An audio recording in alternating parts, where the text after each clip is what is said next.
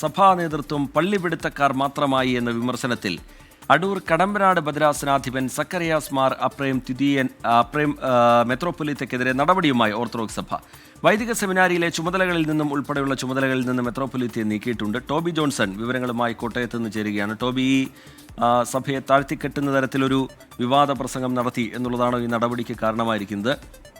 ഈ പള്ളിത്തർക്കത്തിൻ്റെയൊക്കെ പശ്ചാത്തലത്തിൽ കോടതി വിധികൾ അപ്രായോഗികമാണ് എന്നടക്കമുള്ള അദ്ദേഹം നടത്തിയ പരാമർശങ്ങൾ, അതാണോ നടപടിക്ക് കാരണമായിരിക്കുന്നത് ടോബി? തീർച്ചയായിട്ടും ആ പ്രസ്താവനയാണ്. ആ പ്രസ്താവന മാത്രമല്ല, അത് വീണ്ടും വീണ്ടും ആവർത്തിച്ചതാണ് ഇത്തരത്തിലുള്ള ഒരു നടപടിക്ക് കാരണമായിരിക്കുന്നത്. എന്നാൽ നമ്മൾ പ്രതീക്ഷിച്ചിരുന്നത്, അതല്ലെങ്കിൽ കടുത്ത നടപടികളിലേക്ക് പോകുമെന്നാണ് പലരും പ്രതീക്ഷിച്ചിരുന്നത്. കാരണം വിശ്വാസികളുടെ ഭാഗത്തു നിന്നും വലിയൊരു പ്രതിഷേധമടക്കം അരങ്ങേറുന്ന ഒരു സാഹചര്യം ഉണ്ടായി. ഇത്തരത്തിൽ സഭാ നേതൃത്വത്തെ വിമർശിച്ച മെത്രോപ്പൊലീത്തക്കെതിരെ കടുത്ത നടപടി വേണമെന്നായിരുന്നു വിശ്വാസികളിൽ ഒരു വിഭാഗത്തിന്റെയും ആവശ്യം. പക്ഷെ അതിൽ നിന്നൊക്കെ വ്യത്യസ്തമായി കടുത്ത നടപടികളിലേക്ക് പോയില്ല. പകരം ഈ വൈദിക സമിതിയുടെയൊക്കെ ചുമതലകളിൽ നിന്നും അടക്കം മാറ്റുകയാണ്. അതായത് അദ്ദേഹം വഹിച്ചിരുന്ന ചുമതലകളിൽ നിന്ന് മാറ്റുക മാത്രമാണ് ഇപ്പോൾ ചെയ്തിരിക്കുന്നത്. ഇന്ന് ചേർന്ന സഭാ സുനോദോസാണ് ഇക്കാര്യത്തിൽ ഒരു തീരുമാനമെടുത്തത്.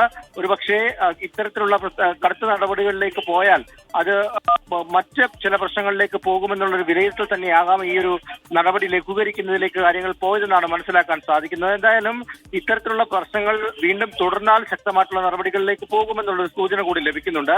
നേരത്തെ തന്നെ മെത്രാപ്പൊലീത്തയോട് ഇത് സംബന്ധിച്ചൊരു വിശദീകരണം നൽകാൻ സഭാ നേതൃത്വം ആവശ്യപ്പെട്ടിരുന്നു. ആ വിശദീകരണവും കൂടി പരിശോധിച്ചതിന് ശേഷമാണ് ഈ ചുമതലകളിൽ നിന്ന് മാറ്റാനുള്ള നടപടി ഓർത്തഡോക്സ് സഭ സ്വീകരിച്ചിരിക്കുന്നത്.